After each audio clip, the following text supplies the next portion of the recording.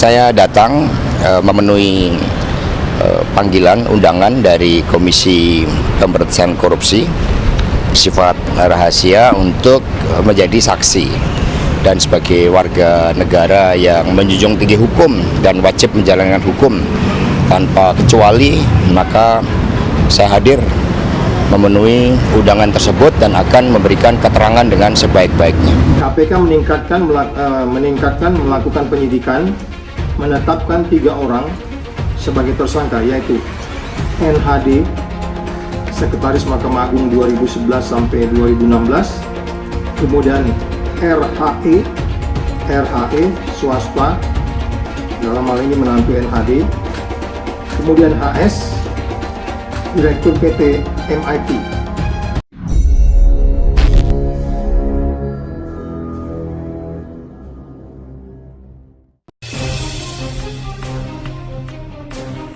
Harun Masiku masih buron, ICW, KPK tak mau, bukan tak mampu. Peneliti Indonesia Corruption Watch atau ICW, Kurnia Ramadana, heran Komisi Pemberantasan Korupsi atau KPK tak kunjung menemukan tersangka suap Harun Masiku yang hampir 2 bulan berstatus buron.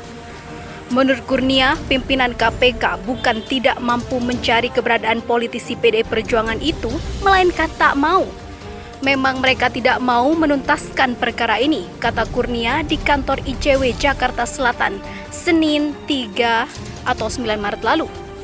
Padahal, track record KPK kalau soal pencarian buron kan bagus, cepat, tepat, tapi kenapa Harun Masiku ini tumpul? Atau memang sengaja ditumpulkan oleh pimpinan KPK? Lanjutnya, menurut Kurnia, yang disampaikan oleh pimpinan dan juru bicara KPK bahwa lembaga anti rasuah itu telah mencari keberadaan Harun Masiku di puluhan wilayah tidak membuat situasi membaik.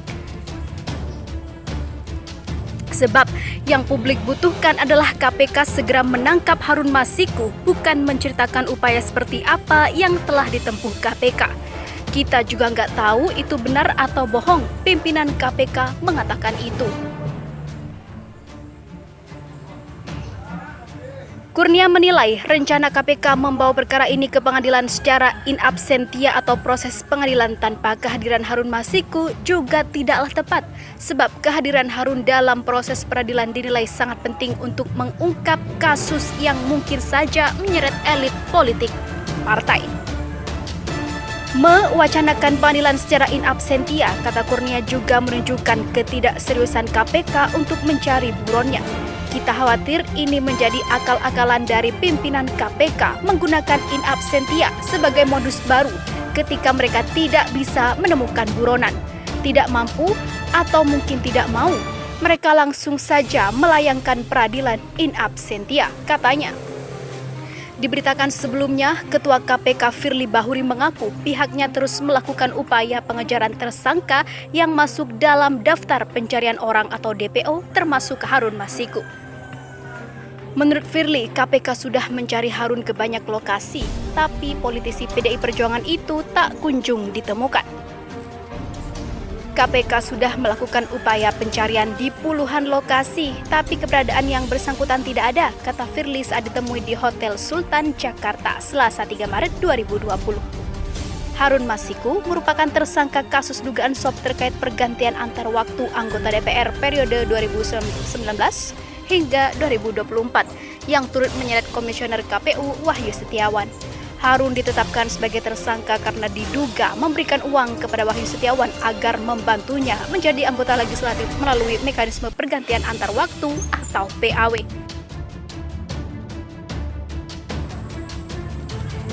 Sementara itu, Pukat UGM mengatakan KPK harusnya malu tak bisa tangkap Nur Hadi dan Harun Masiku. Pusat Kajian Anti Korupsi UGM menolak rencana KPK untuk menggelar sidang in absentia pada kasus Nur Hadi dan Harun Masiku. Pukat UGM menilai seharusnya KPK fokus menangkap kedua tersangka yang buron itu.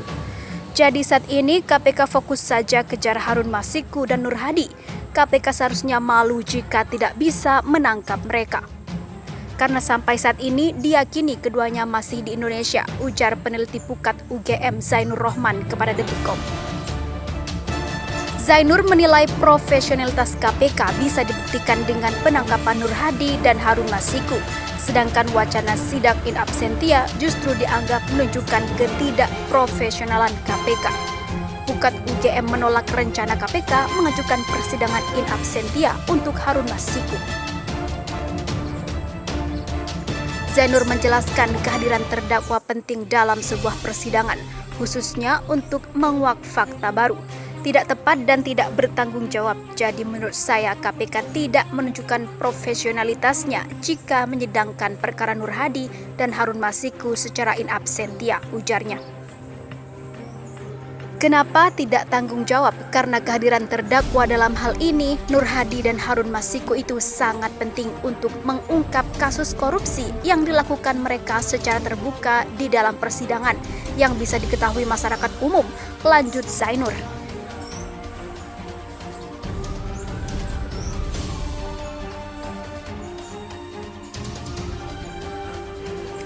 Menurutnya, persidangan in absentia sama saja memberi peluang para pelaku lainnya menyelamatkan diri.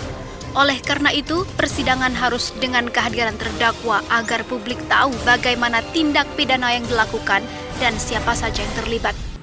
Misalnya dalam kasus Harun Masiku, penting sekali bagi publik untuk mengetahui bagaimana kasus korupsi itu dilakukan dan juga siapa-siapa saja aktor yang diduga terlibat dalam perkara tersebut, ucapnya. Karena jika diadili secara in absentia, maka bisa menutup dan memutus keterlibatan pihak-pihak tertentu, imbu Zainur. Apalagi jika terdakwa tidak hadir dalam persidangan. Ia menilai akan sangat susah untuk memperoleh keterangan secara terbuka dari terdakwa mengenai bagaimana tindak pidana dilakukan dan keterlibatan pihak-pihak lain. Dia menyebut pula pasal 38 Undang-Undang Tipikor memperbolehkan persidangan in absentia, tetapi tujuannya untuk mengembalikan kerugian keuangan negara. Sedangkan dalam kasus Harun Masiku dan Nur Hadi, jika kasusnya adalah suap atau gratifikasi, maka tidak ada kerugian negara, sehingga orientasi pidananya tetap penting. Saya akan beri contoh pengadilan in absentia yang tepat dilakukan, misalnya dalam kasus korupsi dengan kerugian negara besar.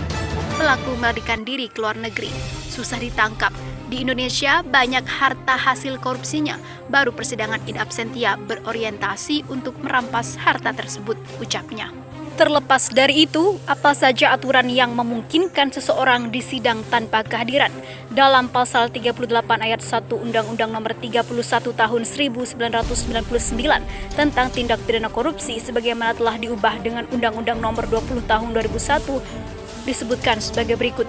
Dalam hal terdakwa telah dipanggil secara sah dan tidak hadir di sidang pengadilan tanpa alasan yang sah, maka perkara dapat diperiksa dan diputus tanpa kehadirannya. Penjelasan pasal 38 ayat 1. Ketentuan dalam ayat ini dimaksudkan untuk menyelamatkan kekayaan negara sehingga tanpa kehadiran terdakwa pun perkara dapat diperiksa dan diputus oleh hakim. Sedangkan terkait pemanggilan secara sah terhadap terdakwa dalam persidangan juga diatur dalam pasal 154 KUHP. Pasal itu berbunyi, pertama, hakim ketua sidang memerintahkan supaya terdakwa dipanggil masuk dan jika ia dalam tahanan ia dihadapkan dalam keadaan bebas. Kedua, jika dalam pemeriksaan perkara terdakwa yang tidak ditahan tidak hadir pada hari sidang yang telah ditetapkan, hakim ketua sidang meneliti apakah terdakwa sudah dipanggil secara sah. Ketiga, jika terdakwa dipanggil secara tidak sah, hakim ketua sidang menunda persidangan dan memerintahkan supaya terdakwa dipanggil lagi untuk hadir pada hari sidang berikutnya. Keempat, jika terdakwa ternyata telah dipanggil secara sah tetapi tidak datang di sidang tanpa alasan yang sah, pemeriksaan perkara tersebut tidak dapat dilangsungkan dan hakim ketua sidang memerintahkan agar terdakwa dipanggil sekali lagi. Kelima, jika dalam suatu perkara ada lebih dari seorang terdakwa dan tidak semua terdakwa hadir pada hari sidang, pemeriksaan terhadap terdakwa yang hadir dapat dilangsungkan. Keenam, hakim ketua sidang memerintahkan agar terdakwa yang tidak hadir tanpa alasan yang sah setelah dipanggil secara sah untuk kedua kalinya dihadirkan dengan paksa pada sidang pertama berikutnya.